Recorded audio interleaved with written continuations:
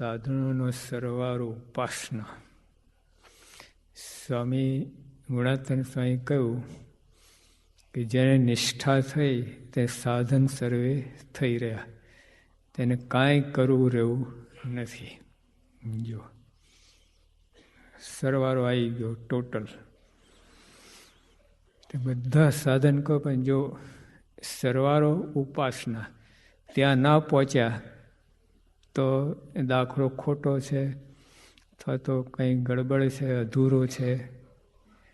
તો ઉપાસના ઉપર આવી ગયા તો ગણિત દાખલો પૂરો થઈ ગયો. બીજી સ્વામી વાત કરી કે ઉપાસના એકલાને ઠેકાણે, મીળા જાનૈયાને ઠેકાણે, અને ના એકડો ઉપાસ ઠેકાણે, મીળા બીજા સાધન ઠેકાણે. પછી વરરાજો એકડા ઉપાસના ઠેકાણે અને જાનૈયા બીજા સાધન ઠેકાણે. અમે ઉત્તર હિન્દુસ્તાનમાં છપૈયા બાજુ ગયા હતા યોગીઅપ્પા સાથે. તો યોગીઅપ્પાને ડબ્બો રિઝર્વ કર્યો હતો, એમાં જાનૈયા ઘૂસી ગયા. ત્યાં 4 માણસ હોય અને એક આવો નાનો બાળક હોય, વરરાજો હોય. એક રિક્ષામાં આવી જાય આખી જાન ને વરરાજો બધા. તો એક બાળક છે ને, વરરાજો જતો નહોતો, નહીં જાના નહીં જાના. હવે ગિરદી એટલી પરાણે ઓલા બારીમાંથી નાખતા હતા અંદર. એટલે બચારો નાનો એટલે નહીં જાણ એમ કે ને. હવે એ નહીં જાણે, એની પાછળ બધી આખી જાન છે. એની યાદ તો જાનૈયા શું કરવાના આગળ જઈને. વરરાજો આવે પછી બધી સરબરાહ થાય તમારી જાનૈયાની, એ તો કોઈ પૂછે નહીં. તો જેમ ઉપાસના એવી વાત છે. બધા સાધનો તો બધા સાધનો હોય, ઉપાસના જેવું કોઈ સાધન નહીં. પછી સ્વામી પણ ખૂબ ઉપાસના પર વાત કરી, ગુણાતીતાનંદ સ્વામી. જો સ્વામી ના હોત ને તો આજે આપણે ના હોત. સ્વામીએ સર્વોપરી વાત કરી તો કામ. પછી એના પછી શાસ્ત્રી મહારાજે ઉપાસના શુદ્ધિકરણ કર્યું, ચોખ્ખી. ઉપાસનામાં ગડબડ ગોટા તે તો થયું ચોખ્ખું ચમ. અને શાસ્ત્રી આપણે અત્યારે છે ને ઘી કેરા છે આધ્યાત્મિક માર્ગમાં જોવા જઈએ તો. બાકી લોકો કેટલો શ્રમ ને કેટલું બધું કરતા હોય છે આ કલ્યાણ માટે, તો પ્રતીતિ નથી આવતી એ લોકોને. એટલે એવું બધું છે. એટલે આપણે બહુ નસીબદાર છીએ કે આ બહાર કોઈ ઉપાસના લોકો કરે ને, ભલે પોતાના ઈષ્ટદેવની ઉપાસના કરે, રામની ઉપાસના, કૃષ્ણની ઉપાસના, પણ તો એની ચોખવટ નથી. એની ભગવાન કેવા છે, એમનું સ્વરૂપ કેવું છે, એમને કરે રાખે ભજન ભક્તિ. એ સારું છે જોકે, પણ તો કહેવાનું શું કે આપણે કેટલા નથી. અરે આપણા સંપ્રદાયમાં પણ હા, જૂના નવા બધું ત્યાં કહો તો આપણે જે પુણ્યશાળી ભાગ્યશાળી છે કોઈ નથી. હા, સીધું મોડામાં મૂકવાનું, પીરસેલી થારી છે. હવે એ જો ના કરીએ તો શું થાય પછી. ઉપાસનાની મહત્તા. દરેક મુમુક્ષુ 4 પ્રકારના માણસ હોય છે: વિષય, પામર, મુમુક્ષુ અને મુક્ત. તો વિષયનો તો ઈટ, ડ્રિંક એન્ડ બી મેરી, ખાઓ પીઓ જીવો, બસ. બીજું કાંઈ વાત જ નહીં. બીજી કંઈ બી આત્માની કોઈ સમજ જ ના હોય ને. એમ કૂતરા, બલાડા, ગધેડા એના જેવું જ બધું જીવન હોય.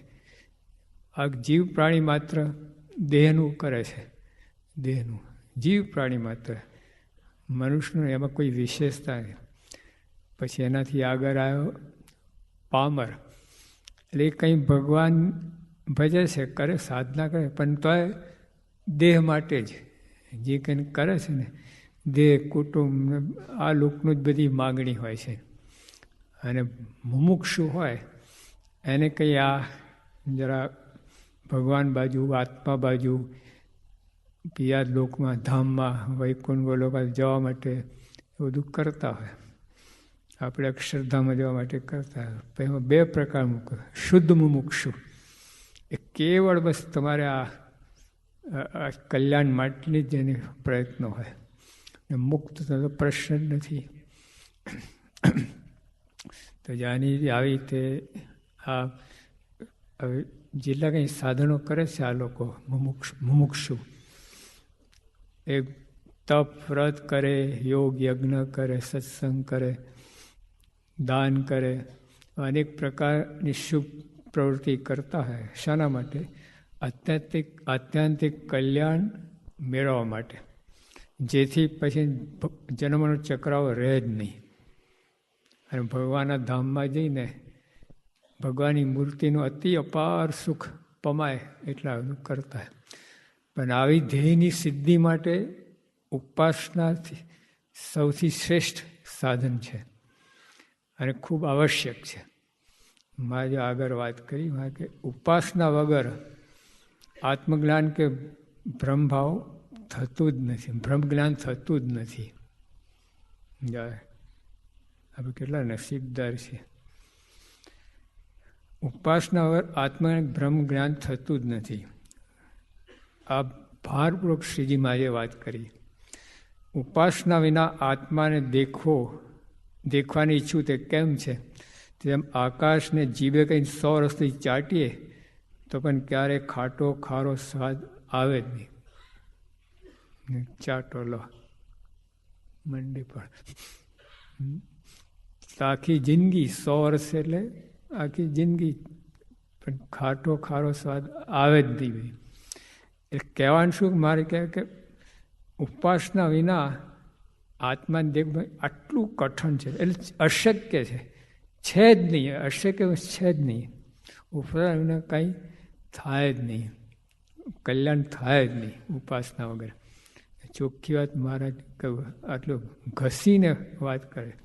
આગળ મહારાજ વાત કરે, તમે ભગવાનની મૂર્તિની ઉપાસના આત્મ બ્રહ્મ દેખાય નહીં. તે ગમે તેટલું જતન કરે તો પણ ન દેખાય. અને નિર્ભી જેવા જે સાખ્યને યોગ તેણે કહીને જે આત્માનું દર્શન શાસ્ત્ર કહ્યું છે તે ભલે કહ્યું મહારાજ કે, પણ હવે એવું કોઈ દીઠો નથી ને અનુભવ મળતું આવતું નથી. માટે એ વાત ખોટી છે. મહારાજ શાસ્ત્રોને ખોટા કરે છે બધા. નિર્બીજ શાસ્ત્ર, નિર્બીજ એટલે કોઈ એને આકાશમાં ધડાકામ, કંઈ આમ સરે નહીં કામ. એ વાતો બહુ મોટી મોટી પણ કામ કાંઈ ના થાય. નિર્બીજ એટલે એવા યોગને સાંખે બે શાસ્ત્રો છે, બધી વાત લખી. ઉપાસના વગર પણ બીજા સાધનથી બ્રહ્મ દેખાય બધું. મારે કે ખોટી એ વાત. અમે કોઈ દીઠો જ નથી, એને અનુભવ મળતું આવતું જ નથી. તો આ હિસાબે આપણે કેટલા નસીબદાર, કેટલા ભાગ્યશાળી કહીએ આપણે. બોલો,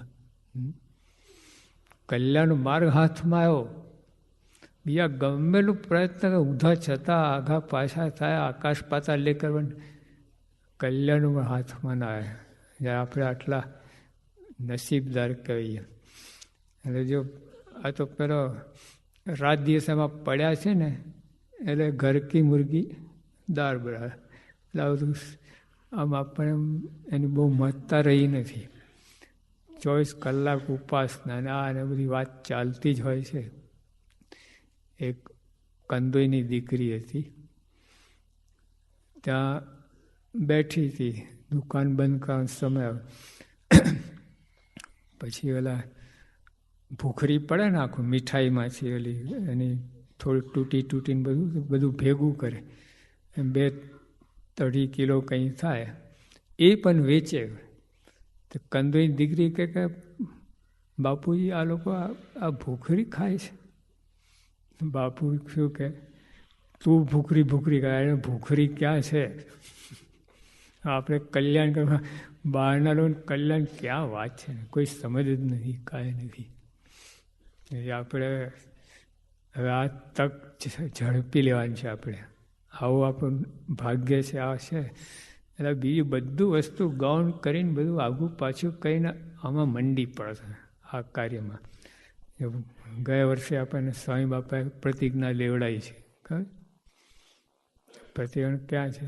આ તમે સમજો ને બીજાને સમજાવો. જો ખાલી તમે સમજીને બેસી રહ્યા નથી, બીજાને સમજાવજો. એ વાત છે. અને જે તમે ખરેખર સમજાયું ને તો તમે રહેવાશે જ નહીં. એક પિક્ચર જોઈને આવે છે ને તો ભલામણ કરી જોઈ આવજો. હા, રહી જઈશ. ટોપ પિક્ચર છે. એનો કાકો થાય છે, મફત બેસાડી, પૈસા ભરીને અંધારામાં કૂટો કરીને તો ભલામણ કરે છે. તો જો એને પિક્ચર ગમ્યું તો ભલામણ કરે. તો આપણને આ ગમતું હોય તો કેમ ભલામણ ના થાય? બીજાને કેમ વાત ના થાય? કંઈક કાચું છે હજુ. હા, કંઈક કાચું છે. હા, તો જો આપણે આવું થાય, રહેવાય નહીં બીજાને વાત કર્યા વગર. સગા સંબંધી મિત્ર એને તો વાત કરો. તો જો મહત્તા જે સમજાવે ઉપાસનાની આવી રીતે થાય. પછી ગુણાતન સ્વામી બોલ્યા કે આપણી ઉપાસનાથી મોટી છે. આપણે બધા ઉપાસના મોટી છે.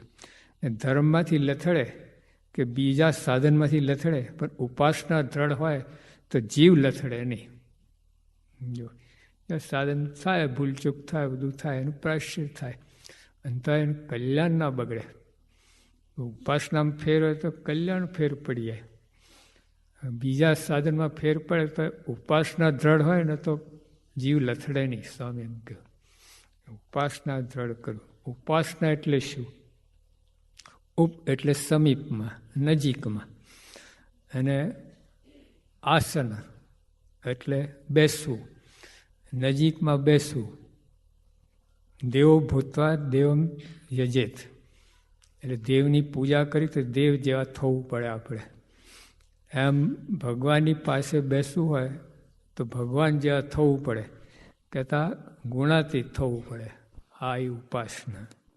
કે ઉપાસના એટલે ગુણાતીત થવું એ ઉપાસના. પછી ઉપાસના બે વાત સમજવાની છે આપણે. એક તો પુરુષોત્તમની ઓળખાણ, એ અક્ષરની ઓળખાણ. પુરુષ ઓળખાણમાં સર્વકર્તા, સદા દિવ્ય સાકાર, સદા પ્રગટ, સર્વોપરી. આ વાત સમજવાની. અને અક્ષરબ્રહ્મના સ્વરૂપને યથાર્થ સમજીને મનન દ્વારા અક્ષરબ્રહ્મનું સંગ કરીને અને પુરુષે ઉપાસના કરવી. આ વાત આવી. ઉપાસના શા માટે? તો પહેલાં આત્યંતિક કલ્યાણ માટે, મૃત્યુનો ભય ટાળવા માટે.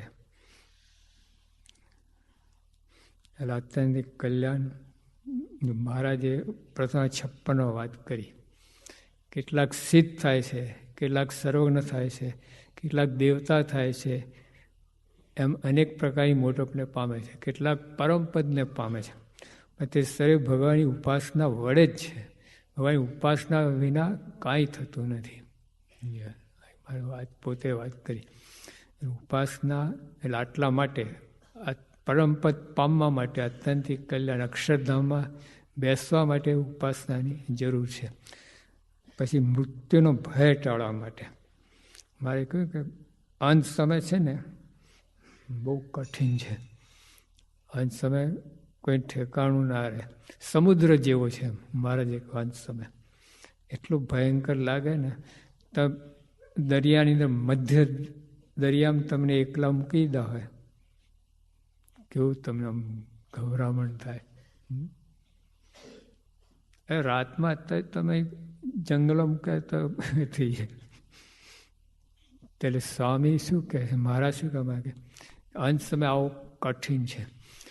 ત્યાં તો આત્મનિષ્ઠા હોય કે વગર આત્મનિષ્ઠા બંનેને ઉપાસના રૂપી વાણની જરૂર પડે.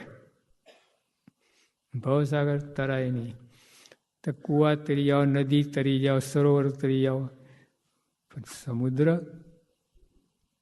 અંત આ વહાણ જાય છે ને પણ કાંઠે કાંઠે જતું હોય, સ્ટીમર ને બધું વચ્ચે ના પડે.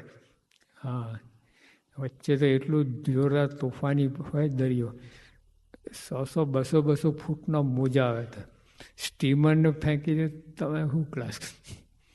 ત્યાં એટલે અંત સમય એવું ભયંકર હોય છે. બ્રહ્માનંદ પ્રશ્ન, મહારાજ આત્મનિષ્ઠ આંસર કેટલી કામ આવે? મારે કે હું વાત કરું આત્મનિષ્ઠ? એ આ લોકમાં કદાચ માન અપમાન થાય, સુખ દુઃખ આવે, દેહના રોગ આવે, એમાં તરી જાય છે, એમાં થોડું બખ્તરરૂપી કામ આવે. અંત સમય કાંઈ કામમાં ના આવે. આત્મા ક્લાસ નહીં. તો ઉપાસના જ, તો જો ઉપાસની મહત્તા આ રીતે આપે છે. એ સર્વોપરીપણાની વાત. મહારાજને પુરુષોત્તમ જાણ્યા વિના અક્ષરધામમાં જવાય નહીં. સ્વામી વાત કહી. પછી ભગવાનની મૂર્તિનું બળ અતિશય રાખવું. એ સ્વરૂપે સદા દિવ્ય સાકાર મૂર્તિનું સર્વ અવતારનું અવતારી એવું જે ભગવાનનું સ્વરૂપ તે મને પ્રાપ્ત થયું છે. એટલે આપણે આ રીતે સ્વરૂપે તો બધી આમ બહુ નિરૂપણ કરવાની વાત છે નહીં, જાણીએ છીએ. પણ એટલી વાત તો સાચી કે જો તમે સ્વામિનારાયણની માળા ફેરવતા હો, સ્વામિનારાયણ પૂજા કરતા હોય, સ્વામિનારાયણ મંદિરમાં બધું સ્વામિનારાયણ જાપ આ બધું, પણ સ્વામિનારાયણ સર્વોપરી ના હોય તો અક્ષરધામની પ્રાપ્તિ ના થાય. સાધન બધા આ મારના બતાવ્યા પ્રમાણે જ કર્યું. અને તો ઉપવાસના ફેરતું ભગવાન જેવા જાણો એ ધામમાં જાઓ. હા, ફેર પડી ગયો. અક્ષરધામ સર્વોપરી ધામ, બીજા ધામમાં તો આપણે ગયા છે ને આવ્યા છે પાછા. અક્ષરધામ એક એવું છે પાછા રહેતું જ નથી. તો કેટલું તો ફેર પડી ગયો. આ તો આપણે ગંભીર વિચારતા નથી ક્યાં અક્ષરધામ ને ક્યાં બીજા ધામ. અક્ષરધામ તો એક જ છે, સૌથી ઉપર સર્વોપરી. એટલે જો આ ભગવાનને આ રીતે આપણે સાકાર માનવા, સર્વોપરી માનવા, કર્તા માનવા, સર્વોપરી આ વાત બધાથી ઉપર. જો સ્વામી ગુણાતન સ્વામી પાસે ઓલા ઉનાના શેઠિયા જૈન બતાવેલા, એમની જમીન ફસાઈ ગયેલી, એટલે હવે કંઈ નિકાલ આવ્યો નથી. રસ્તા ઉપર બે હાલ થવાના હતા. તો કોઈ કહ્યું કે ભાઈ સ્વામી પાસે જાઓ તમે. આ ગુણાતન સ્વામી સ્વામિનારાયણના સાધુ છે, બહુ સમર્થ છે. એ લાયા કે સ્વામી અમારી તો આ પરિસ્થિતિ છે, રસ્તા ઉપર આવી ગયા અને ખાવાના ફાંફા પડવાના છે.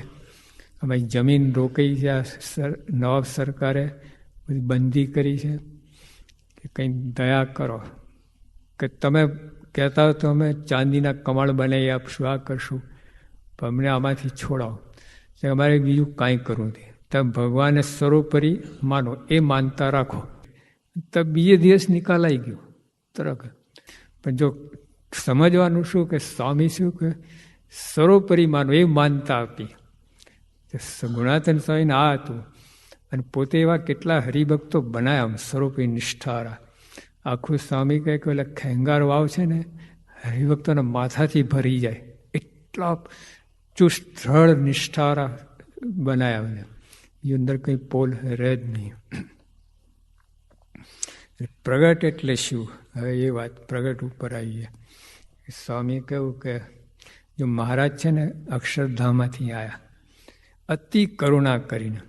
અતિ કરુણા શબ્દ સમજવા જેવું છે. આપણે બોલી જઈએ પણ અતિ કરુણા એટલે કેટલું. ત્યાં તમે ફાંસીની સજા થતી હોય અને ઓલા આપણે રાષ્ટ્રપતિ એકને જ અધિકાર છે વીટો પાવર, એ છોડાઈ શકે. એને જો ઈચ્છા હોય ને આમ છોડાવે નહીં કોઈને. પછી કોર્ટ કચેરીનો અર્થ શું થયું? બધાને છોડાવે. વીટો વાપરે નહીં હોય.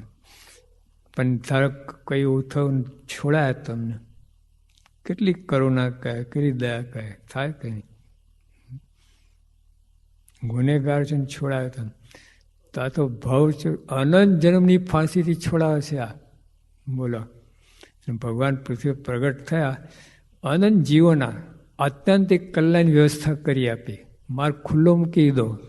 બોલો, એક સામાન્ય કલ્યાણની વાતમાં તકલીફ પડે તો આત્યંતિક કલ્યાણ તો વાત જ ક્યાંથી હોય? તો મહારાજ આયા પછી એ વાત ઉપડીને બધું આ એકદમ છે ને ઘી કેરા થઈ ગયા, ચણા મમરા થઈ ગયા. આત્યંતિક કલ્યાણ. એક કાર્યકર મને કહે સાહેબ મોક્ષ તો ખિસ્સામાં લઈને ફરીએ છીએ, પગમાં જોડા નથી. હા, ત્યાં તો બધું આમ થઈ ગયું છે. એટલે આપણે બહુ સમજ નહીં પડે તમને. પણ જો બહારના લોકો સાથે કમ્પેર કરો તમને ખ્યાલ આવશે. બહાર લોકો કેવા અથડાયા છે, કેવા લપટાયા છે, કોઈ કાંઈ સમજ નથી. છતી દેર નરક ભોગવે છે. ને આપણે જેના વાત સમજે કેવી ખુમારી રહે. અને આપણે તમારે ભાદા ડોસા ભાઈ હતા, કઈ ખુમારી હતી. ઓલા સૂકા રોટલા ખાતા હતા. કોઈ શેચ્યા ડોસા સૂકા રોટલા, કોણ સૂકા ખાય? ભગવાન સંભાઈ ગયે, લુખ્ખા તમે ખાઓ છો કે? શેચો 2 કિલો ઘીની અંદર પૂરેપૂરી ઢબકોડી ખાતો હતો, તો એ લુખ્ખા ખાવ છે. તો શેઠને કહી જોજો જોઈએ કે તમે લુખ્ખા ખાવ છો. હા, પેલી ખુમારી. કોઈની ઉપેક્ષા નહીં, કોઈની અપેક્ષા નહીં, મસ્ત. ભગવાન મળ્યા, હવે મારે બીજું કંઈ જોઈતું જ નથી. શું લુખ્ખા સુખ્ખા કરો બધું, અને કોઈ અર્થ જ નથી. ભગવાન મને બધું આવી ગયું. આવી ખુમારી. એટલે આવા બધા આપણા ભક્તો જેને વાત સમજાય ને, અને આ લોકો કોઈ હાડાબારી રહે જ નહીં, કોઈ એને કોઈ દુઃખી થાય જ નહીં. આ લોકો ગમે સ્થિતિ હોય ને, આ તો 2-5 વર્ષ બધું ગમે કાઢી નાખવાના, અને સેવા કરી લેવાની, અને સત્સંગ કરી લેવાનું, પુણ્યદાન, આ ભગવાનની આજ્ઞા પાઈને કામ કરી લેવાનું. બાકી બીજા રોદડા નહીં રડવાના. બીજા ઘર નથી, આ નથી, તે નથી, આમ નથી, એ બધું પડતું મૂકો. એ બધું કેટલી વાર કર્યું છે. આ જન્મ ખોતા નહીં આપણે. પ્રગટની વાત આ છે. એટલે આવી રીતે ભગવાન પૃથ્વી પર વિચર્યા. તો તે વખતે જેને ભગવાન જોયે ને, નયન ગોચર. ભગવાન તો આ આંખથી દેખાય એવા નથી, પણ ભગવાન કૃપા કહીને, અતિ કરુણા કહીને એવું પોતાનું સ્વરૂપ ધારણ કર્યું, બધા દેખાય. તો એને પ્રગટ કહે. તે વખતે આવી રીતે દેખાય ને, પ્રત્યક્ષ કહો, પ્રગટ કહો. પ્રત્યક્ષ એટલે સામે જ, પ્રગટ એટલે પૃથ્વી વિચરતા હોય આપણી હયાતીમાં ગમે ત્યાં. પ્રમુખ સાહેબ પ્રગટ કહેવાય ત્યાં જ. પણ આપણે અહીં સ્વામી પૂજા કરતા આપણે પ્રત્યક્ષ કહેવાય. આટલું પ્રતિઅક્ષ, આંખની સામે. એટલે ભગવાન પ્રગટ થયા, અનેક જીવન કલ્યાણ. પણ તે વખતે આ વ્યવસ્થા કરી એમને આત્યંતિક કલ્યાણ માટે. પછી શું? ભગવાન ગયા પછી બધું બંધ. એ તો બધાની પેઢીઓ ચાલે, એની પેઢી બંધ. સમજવું પડે. અને ભગવાન પોતે જ પછી કહું ને, ગમે તે રીતે પણ ભગવાન પ્રગટ જ રહે છે. પછી શાસ્ત્ર દ્વારા, મૂર્તિ દ્વારા, સંત દ્વારા, તીર્થ દ્વારા, એ બધું કહ્યું છે. એમાં બધાથી ઉત્તમ સંત દ્વારા છે. યોગીયા સાખી બહુ બોલતા, સંત હું ને હું તે વરી સંત રે, એમ શ્રીમુખે કહે ભગવંત રે. સંત માનજો મારી મૂર્તિ રે, એમાં ફેર નથી એક રતી રે. ભગવાન જ નિષ્કાળ છે. સંત સ્વયં હરી. આવી રીતે. પણ એ બધા સંતની વાત નથી, એ જાણવાનું છે. હા, અક્ષર બ્રહ્મ દ્વારા જ્યાં કલ્યાણ. ગુરુ બધા ઘણા હોઈ શકે, પણ કલ્યાણનો ઇજારો આમની પાસે જ છે. આ મોક્ષનું દ્વાર આ જ. બીજા બધા મદદ કરે આપણે, પણ મોક્ષ તો આ જ કરે. અક્ષર બ્રહ્મ, અને એક જ છે, અદ્વિતીય છે. હા, એમની તોલે કોઈ આવે જ નહીં. એટલે આવી રીતે તો એમના દ્વારા ભગવાન પ્રગટ હોય છે. ને આવા સંત છે ને, એ ભગવાને જીવન આત્યંતિક કલ્યાણમય પરંપરા ભગવાન સ્વામીને આરંભી છે. તે ક્યારેય વિકૃત થતી નથી અને ક્યારેય શાંત થતી નથી. શાંત એટલે ઠરી જતી નથી. એમ પતી ગયું, હવે કલ્યાણ એવું નહીં, ચાલુ જ છે, અને વિકૃત થતી નથી. સાચા જે અક્ષર બ્રહ્મ છે એમાં વિકૃતિ નથી, શાંત નથી, ચાલુ જ છે આવી પરંપરા શુદ્ધ ભાવે. જો અને સ્વામી અખંડ ભગતજી, ગુણાતન સ્વામી, ભગતજીમાં, શાસ્ત્રીમાં, યોગીમાં પ્રમુખ છે. અને એના એ જ હા, 5મી પેઢી ના કહેવાય, પહેલી જ પેઢી છે. આ યોગીમાં કહેતા કે જ્યારે ભગવાન પેલા એ થયા ને પછી ફરી પ્રગટ થાય તો બીજી પેઢી. આ પહેલી પેઢી સ્વામી કહો આ સંત આયા નથી, આવશે નહીં. આવશે નહીં એટલે ગયા જ નથી એમ, એવું છે. ગયા જ નથી, જવાના જ નથી, ચિરંજીવી છે અને સદેહ રહેવાના છે. પછી ખાલી ઓલા પ્રગટ આમ નહીં, એમ અન્વય સ્વરૂપ ને પોતે સાક્ષાત એ રીતે. તો જ આવી આ વાત કહી. અને એનો પુરાવા માટે યોગી બાપાના શબ્દો. યોગી બાપા એ ગપ્પુ ના હોય, આડું ના બોલે, બિલકુલ સીધે લાઈન ઉપર વાત હોય એમની. તેમને બ્રહ્મસ્વરૂપ યોગીજી મહારાજ 1966ની સાલમાં મે માસમાં બોચાસનમાં પ્રથમ સારું નિરૂપણ કરતા હતા. તે વર્ષના નિરૂપણ કરતા અમે આવી વાત કરી એમને. અનાદિ પુરુષોત્તમ અને અનાદિ અક્ષર બ્રહ્મ પૃથ્વી પર હંમેશા વિરાજમાન રહે છે. અનાદિ ગુણાતીતમાં મહારાજ રહેલા જ છે, અત્યારે પણ છે ને ભવિષ્યમાં પણ રહેશે. એનો વંશ જતો નથી. આવી વાત કરી. અને આ એક જ છે, અક્ષરબ્રહ્મ એક જ છે, અદ્વિતીય છે. અને ભગવાન અક્ષરબ્રહ્મ દ્વારા જ પ્રગટ હોય છે. બીજું બધું કંઈ આમ બીજા બધા ગુરુ હોય, બધી વાત સાચી, પણ આ કલ્યાણની ચાવી, કલ્યાણ મોક્ષનું દ્વાર તો એક જ છે, અક્ષરબ્રહ્મ જ છે. હવે એમાં બીજી સાક્ષી પ્રમુખ સાહેબ અક્ષરબ્રહ્મ છે, એની સાક્ષી એમના પોતાના મુખથી. વિદ્યાનગરમાં ઓલો વાર્ષિક દિન હોય છે, તે ત્યાં બાપા ઘણી વાર ગયેલા છે, હાજરી આપી છે. તે એકવાર બાપા હાજર હતા અને આ લોકો સંવાદ ચાલતું હતું. તે સંવાદમાં પેલા એવું આવ્યું કે પેલા બ્રહ્મ રાક્ષસ છે એ બ્રહ્મને શોધતો હતો. એની થીમ હતી એની. સાહેબ આ બ્રહ્મને શોધે, બ્રહ્મ તો તારી બાજુમાં બેઠો છે. એ વાત કરી. જો કોઈ આવી નીકળી જાય, બાકી આમ બહુ મુશ્કેલ છે. હવે કંઈ આપણે નસીબદાર હોય તો આવું બ્રહ્મપાન થઈ જાય, બાકી મુશ્કેલ છે. લંડનની અંદર તો આપણે યુવકો સાથે બેઠા હતા. હળવી પળો હતી, એમ જરા એમ. તો આપણે શ્રીકાંતભાઈ હતા એક યુવક, એને કહ્યું બાપા તમે અક્ષરધામ મને દેખાડો તો હું એનો ફોટો પાડી લઉં. પછી બધાને કામમાં આવે. આપણે એની ઝેરોક્સ કોપી કાઢી કાઢીને બધાને મૂકીને બધાને સરળ પડી ગયા. સ્વામી તો ટટાર થઈ ગયા. લે ફોટો પાડ, આ અક્ષરધામ. આથી વધારે શું પુરાવો જોઈએ? અને આ લોકો ગપ્પુમાં આ કંઈ છકની વાત છે. સાહેબ કેટલા છુપા રહ્યા, કેટલો દાખલો છે. કોઈ નિયમ ધર્મ આટલો ગોટાળો ચાલો. કોઈ પણ જે આપણે ગુરુની રીતમાં કાંઈ પણ છકી ગયા કે એવું કંઈ બતાવલો, જીવન કાંઈ મળશે નહીં. તો આ તો આટલી દયા કહીને આવી વાત કહીને તો આ ના કરે. પણ પછી હવે જોઈ જાય, સમજે તો ઠીક, ના સમજે કાંઈ નહીં. સ્વામી બેઠા હતા તો ઉપરના દેખાતા, નીચે સામે સમજાતા નથી. સામે બેઠું એ સમજાતું નહીં, ઉપર દેખાતું નથી. આવું છે પરિસ્થિતિ. સારંગપુર અહીંની જ વાત છે. સ્વામી એકવાર ભોજન લેતા હતા, રાત્રિ ભોજન. તે હર્ષદભાઈ યુકેના, આપણે ઇંગ્લેન્ડના આવ્યા હતા. એમનો પુત્ર મિતુલ એને બાપાને પૂછ્યું કે વેર ઇઝ અક્ષરધામ? તો સ્વામી કે ધીસ ઇઝ અક્ષરધામ. હા, સંતોન બધા બેઠા હતા, એમને એવા નહીં ખૂણામાં ગોટો નથી વાર્યો. છપાઈ ગઈ ને બહાર લીખી ગઈ. હા, એટલે કહેવાય કે જો આ સાચી વાત હોય પણ તો એ કહી શકતા નથી. હા, એટલે આપણે ખૂબ નસીબદાર છે. ને આવી રીતે ભગવાન પ્રગટપણું છે. મારા વખતમાં એવા કેટલા એવા હરિભક્તો હતા નિષ્ઠાવાળા. એક તો વજીબાનું આપણે બધે જાણીએ છીએ. દ્રઢપણે આપણે ભગવાન કેટલી કસોટી કરી. ભગવાન પોતે તો ડગ્યા નહીં.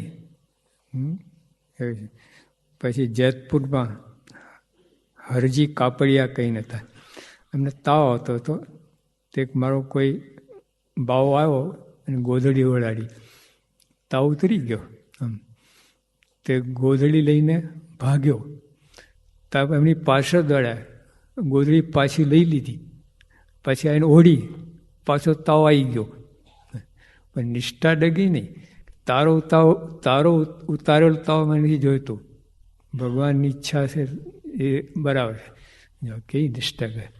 ઉતરી ગયો તો તાવ, ને તો ભલે હવે ઉતરી ગયો રહેવા દો, પણ આપણે તો નિષ્ઠા પાકી. મહારાજ ના ગોટો તારો ઉતારો તાવ જોઈતો, લાવ પાછું મારો તાવ.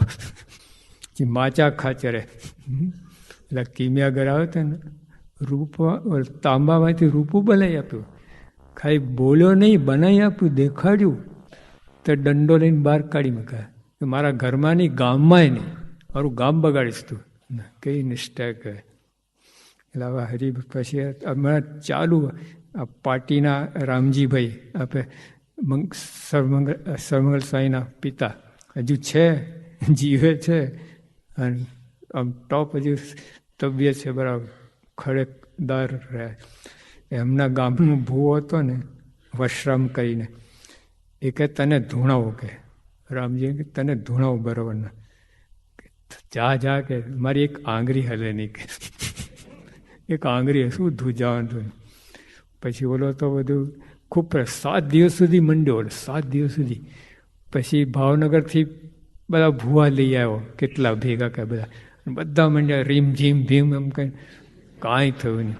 અને શરત મારેલી 5000 રૂપિયા, જો તું મને ધૂણાવે તો મારે 5000 રૂપિયા આપે, અને તારે આપવા પડે 5000.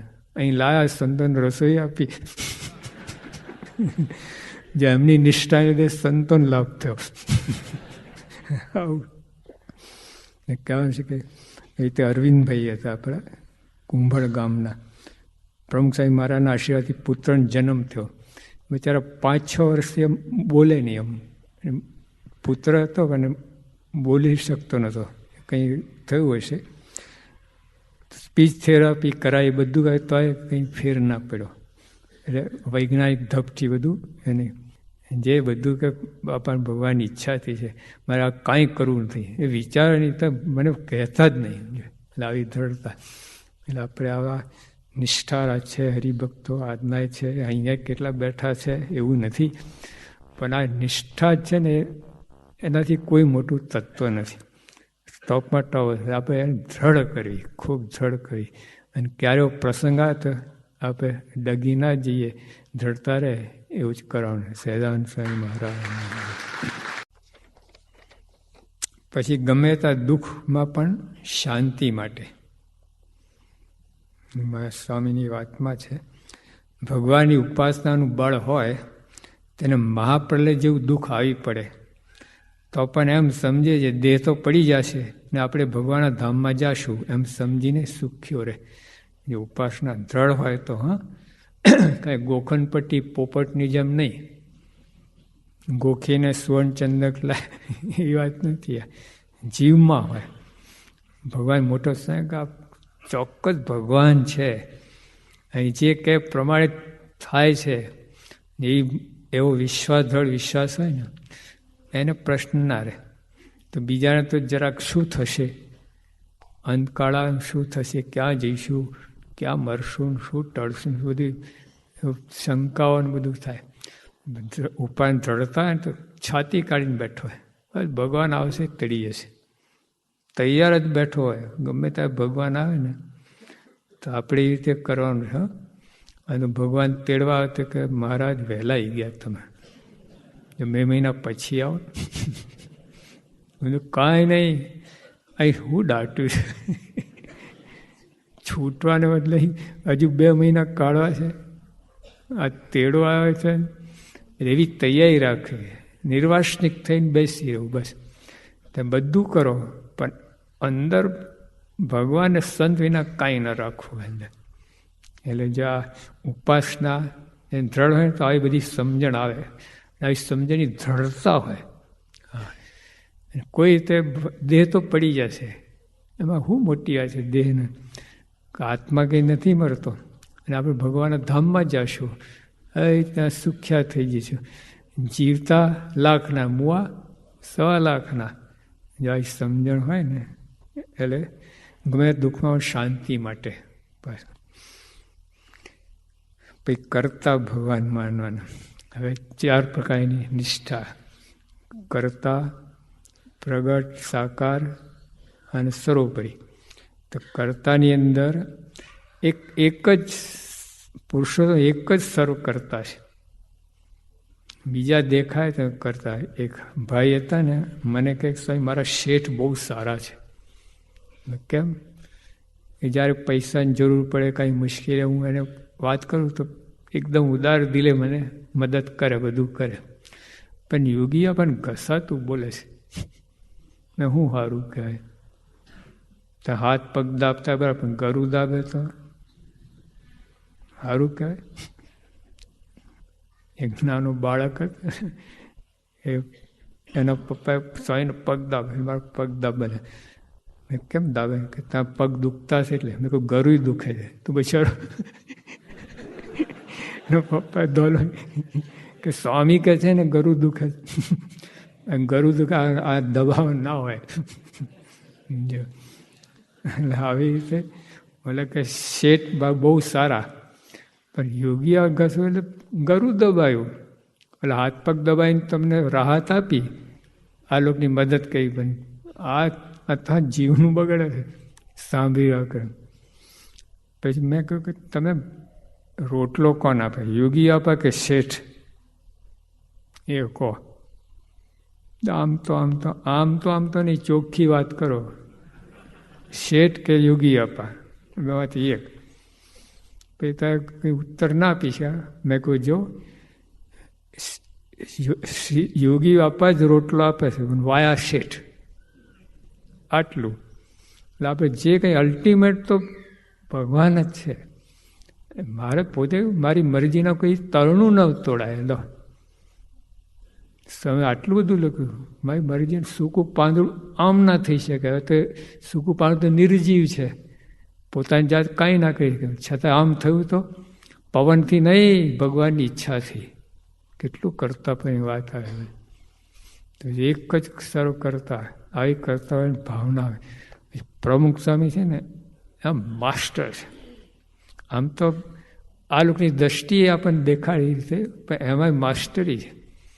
24 કલાક અખંડ કરતા પણ એ વાત નહીં. તે ક્યારે છકી જતા નથી, ક્યારે ફૂલાઈ જતા નથી, કરમાઈ જતા નથી, કાંઈ સુખ દુઃખ માનો બધા સ્થિરતા રહે છે. કરતા પણ ભાવના ને જો આપણે બીજી બધી નિષ્ઠા છે ને થઈ જાય, કરતા પણ નિષ્ઠામાં જરા કાચું હોય છે.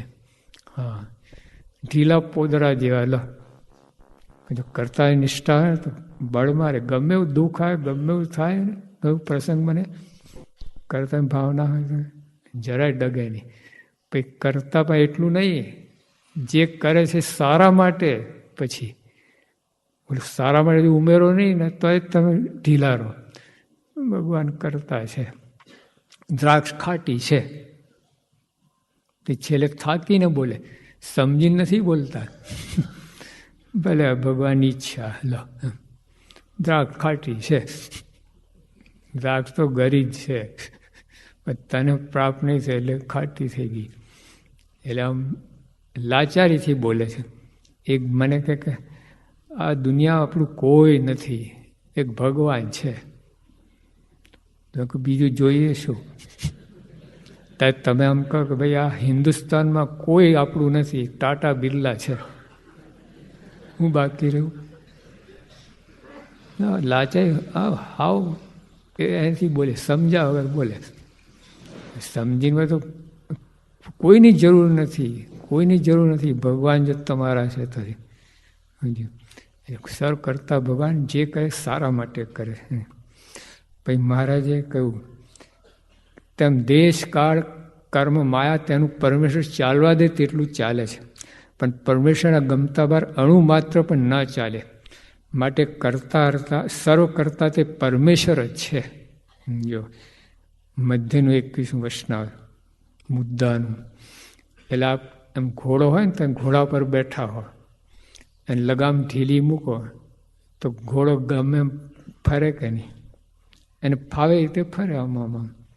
પણ સ્વતંત્ર છે ના, એ લગામ ખેંચીને ઊભો રહે છે. એમ ભગવાન છે ને કાળ કર્મ માયા અને આ બધાને ચાલવા દે એટલું ચાલે છે. દેશ કાળ ક્રિયા બધાનું, પણ ભગવાને ગમતા એના કંઈ ના કરી શકે. હા, એકવાર મહારાજે આપણા બધા હરિભક્તોની માંગણી હતી, મહારાજ વરસાદ પાડો ખૂબ. તો મારે ક્યાં સોમલો ખાચર કહે તો પાડીએ. બધા કે બોલ ચૂંટલા વડે ધક્કો બોલ તું બોલે જ નહીં. આમ કરે. અડધો કલાક થયો. મારે કે ટાઈમ ઓવર. ઓલી 1 ડે મેચ હોય છે ને, પછી બીજા દિવસે ના રમાય પૂરતી. કે પછી તમારે કે હાલો બીજી 10 મિનિટ આપું છું, થોડુંક વધારે, 2 ઓવર વધારે કરો. તો ના બોલ્યા. મારે કે ટાઈમ હવે બધું પતી ગયું. પછી જ્યાં મારે પૂરું કર્યું કે મારે વરસાદ પાડો બોલ્યા, તો પાછા જે ગોદો મારે અત્યારે હું ક્યાં મર્યો હતો, અત્યારે બોલે છે વરસાદ પર. કે મારે ઘણું બોલવું તો બોલાતું જ નતું. ભગવાન સર્વ કરતા હા બધું એ તમારા દ્વારા જેટલું બોલાવે એટલું જ બોલાવે. હા, તો કાંઈ એમના ગમતા કાંઈ ના થઈ શકે. લાવું છે પણ ભગવાન ચાલવા દે છે. અત્યારે આપણે એમ થાય કે આપણે ભગવાને ક્યાં આપણા દ્વારા બોલે છે? ના, તમે સ્વભાવ વાસના દોષો પણ બોલો છો, પણ ભગવાન ચાલવા દે છે. હા, ચાલે તે તો ગમે તે બ્રેકમાં રોકી શકે તમે. એવા કેટલાય પ્રસંગો બનેલા છે. હા, શાસ્ત્રી મહારાજ બોચાસન હતા ને, તો આપણે સામે દરવાજા માટે જમીન જોઈતી હતી. એકદમ અડીને જ આપણું મંદિર, પગથિયા બસ ખાલી 5 જ ફૂટ રસ્તો હતો. એટલે ત્યાં ગામના મુખી હતા, અને સ્વામી કહ્યું કે અમે તો ના જ પાડે. એકવાર તો પછી સ્વામી પ્રવેશ કર્યો કે સામેથી આવ્યા કે કેટલી જમીન જોઈએ? સાહેબ કે 3 દંડા માપી આપ્યા. સ્વામી કાગળ તૈયાર રાખ્યા હતા, સહી કરી હતી ફટ દે. પેલા ઘરે ગયા એટલે આ શું કર્યું? અને બીજા લોકો કહે આ શું કર્યું? તે તો જો ભગવાન આ મોટા કરાવી દે બધું. હા, પછી ચાલવા દે તો ચાલે, અને મોટા બહુ દખલ ના કરે આપણા જીવનની અંદર. હા, ચાલવા દે, આજ્ઞા કરે, સમજાવે, પછી આગળ વાત ના. મિલિટરી કાયદો નહીં, પણ એમના કંઈ બને નહીં. મહારાજ પોતે વાત કહે, સર બ્રહ્માંડોની ઉત્પત્તિ સ્થિતિને પ્રલય તેનો કરતા હું જ છું. એ સરે મારે તેજે કંઈ તેજાયમાન છે. વળી હું કેવો છું? તો મારા પગને અંગૂઠે કહીને પૃથ્વીને ડગાવું તો અસંખ્ય બ્રહ્માંડની પૃથ્વી ડગવા લાગે. મારે તેજે કહીને સૂર્ય, ચંદ્રમા, તારા અધિક સરે તેજાયમાન છે. જો આવી રીતે ભગવાન કરતાપણું છે. એટલે આ નિષ્ઠા આપણે દ્રઢ કરી કરતાપણાની. બીજામાં તો બહુ વાંધો આવતો નથી. સર્વોપરી માનવ ક્યાં વાંધો આવે? ક્યાં પરસે ઉપાડવો પડે? જો કે પહેલાં તો એ હતું મુશ્કેલી. હા, તો શાસ્ત્રીમાં દયા કહીને બધું ઘણું ચોખ્ખું કરી નાખ્યું. ભગવાન સ્વરૂપીમાં એટલે ગોપાળજી વાતો હોય ને ઝાડા પેશાબ થઈ ગયા. બોલો, એવું છે આ તો. અત્યારે બધું બહુ સરસ છે, પણ તો અત્યારે કરતાપણાની નિષ્ઠામાં આપણે જરા આમ દગી જવાય છે, તકલીફ થઈ જાય છે, અને પછી આપણે ઢીલાશ રહે છે. પછી ભગવાન સાકાર જાણવા. ભગવાન સાકાર સ્વરૂપમાં શ્રીમાની રુચિ એવી, જેને ભગવાન સાકારમાં દ્રઢ પ્રતીતિ હોય ને તે જેવો તેવો હોય તો પણ એ અમને ગમે છે. પ્રથમ 3.5 વર્ષના કે ગમે તો હોય, બહારનું એ ગરીબ હોય, અભણ હોય, આ હોય, ગમે હોય, પણ સાકારની નિષ્ઠા હોય ને મારે કે અમને ગમે છે. અને એ સિવાય ગમે વિદ્વાન હોય, ષટશાસ્ત્ર, ષટ દર્શન બધું એનો પંડિત આ હોય, જો નિરાકર ઉપાસના તો અમે એની સાથે રુચિ ના થાય, એ સાથે બહુ મેળ ના પડે. ગમે ત્યાં નિરાકાર પ્રતિપાદના ગ્રંથને સાંભળે તો પણ ભગવાનના સ્વરૂપને સદા સાકાર જ સમજે. ને શાસ્ત્ર વિશે ગમે તેવી વાત આવે પણ પોતે ભગવાનના સાકાર સ્વરૂપનું જે પ્રતિપાદન કરે, પણ પોતાની ઉપાસનાનું ખંડન થવા દે જ નહીં. તો જો આપણી વાત આ દ્રઢ ના હોય ને અને પછી બીજા કોઈના સમાગમમાં કરવાઓ હોય તો ભેજું બગાડી નાખે, હા, ધોઈ નાખે. એટલે માં કે ગમે ત્યાં પ્રતિપાદન કર્યું શાસ્ત્રમાં બુદ્ધિમાં બેસતું હોય પણ તો એ ભગવાન નિરાકાર માને જ નહીં. ઉપાસનાવાળો આવી રીતે દ્રઢતા હોય. અને છે ભગવાન પૃથ્વી પ્રગટ થયા, અહીં આવ્યા, ક્યાં નિરાકાર? તો ઘણા એવું કહે કે ઉપર નિરાકાર, નીચે સાકાર. એવો ગોટાળો હોય. ઉપર અવતારી, અહીં આવે અવતાર. લો, બાકી બધું રહેવા દો. ઉપર છે એ જ આ છે, આ છે અહીં છે એ જ ઉપર છે. કાંઈ ભેદ નથી. અને આજે તમે સમજો છો નિરાકાર, ઉપર નીચે સાકાર, એવું કાંઈ નથી. જે ઉપર છે એ જ આ છે. સાકાર મૂર્તિ છે, પોતાના સિંહ પર અખંડ બિરાજમાન છે. પછી ઓલા પૂર્ણાનંદ સ્વામી વાત કરી કે મહારાજ, ભગવાન દેખાય છે તો ચર્મચક્ષુથી, માઇક ચક્ષુથી ભગવાન ના દેખાવજે. અને દેખાય તો ભગવાન માઇક, કામે માઇક. તો સાચું શું છે? મેં કે બે સાચું છે. ભગવાન તો અમાઇક છે, પણ એમને સંકલ્પ કર્યો કે અજ્ઞાની જ્ઞાની કોઈ પણ મારા સ્વરૂપને જુઓ. પછી આ બધું શરૂ થયું, માં પ્રગટ થયા ને વન વિચન કર્યું, આ બધું કર્યું ને પછી લોજમાં બધી વાત. તો ભગવાને સંકલ્પ કર્યો એટલે દેખાય છે. હા, આ ચક્ષુથી ના દેખાય. ભગવાનની અતિ કરુણા, કૃપા કહેવાય. પણ ભગવાન તો સાકાર જ છે, ગમે એમ હોય. આના પર ખૂબ ભાર મૂક્યો. પછી મહારાજ જો ગુણાતન સ્વામી જ કહે છે કે ભગવાનના સ્વરૂપને નિરાકાર કહેનારા છે, ને જાણનારા છે, ને સત્શાસ્ત્રના અર્થને અવરા અર્થના કરનારા છે. તે તો અનંત જન્મ સુધી, ને ત્રેતા યુગમાં 10,000 વર્ષ સુધી, દ્વાપર યુગમાં 1000 વર્ષ સુધી, કળિયુગમાં 100 વર્ષ સુધી, અને ગર્ભમાંથી શસ્તે કાપી કાપીને કાઢશે પણ બાળો સાથ કાઢીને રોશે નહીં. ને એમને એમ અનંત કલ્પ સુધી દુઃખને ભોગવશે પણ સુખ તો નહીં જ થાય. આ સજા છે? સજા નથી, પરિણામ છે. જોતા આપણે કહીએ ભાઈ તમે ઝેર ખાશો તો મરશો, શ્રાપ છે? સજા છે? પરિણામ છે. ઝેર ખાશો તો તમે મરવાના છો, શ્રાપની વાત જ નથી, દમદાટી કે કંઈ વાત જ નથી એ.